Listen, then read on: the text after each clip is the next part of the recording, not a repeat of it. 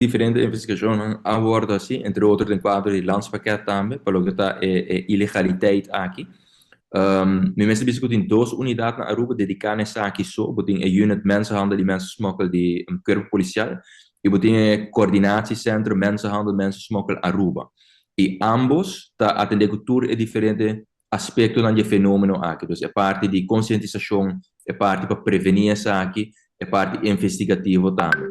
Banda de essay, dus é investigação modibisa específico, para cada caso, quando agora se tem caso aqui do UMM, Unit Mensenhandel Mensensmokkel, botem outro tipo de investigação também que agora conduzir echt para essa, que tem motivo não, de como é fenômeno aqui está queda existir.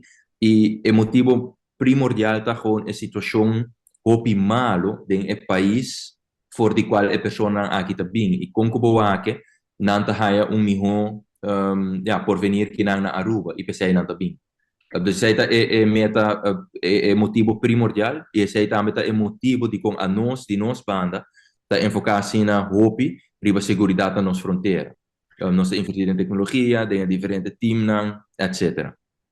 O minister, ok, me te compreende a filosofia de é melhor vida na Aruba, é melhor vida com Aruba, tem buraco nan kunang, tá trapa riba nos lei nan kunang por hasi kunang ilegal traha, por exemplo, taxi pirata, que tá duna nan melhor vida com Venezuela, viniendo toch ilegal, of passou para assim, não renta normal e bem assim procedura e não tá é melhor vida que não tá pensa que tem. Então, Aruba eigenlijk tem gap aí não começa a trazer riba gela.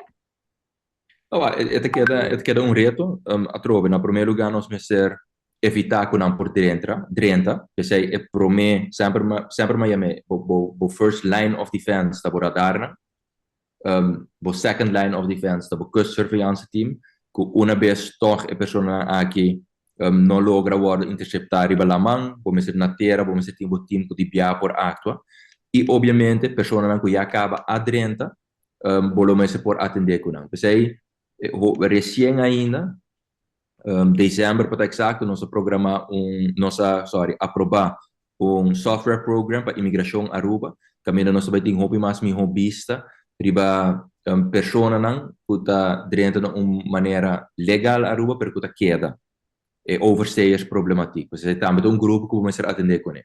Tem pessoas que estão dentro via a ruta não ilegal, via la mar, através de lancha, então esse aí nós está mitigando agora que do radar, não, do team não, e mitigar nós tudo toma nota de média com eficácia essa aqui tá, pero tem um grupo também que está dentro legal, então nota sai mais fora de Aruba e nada desaparecer de nossa comunidade.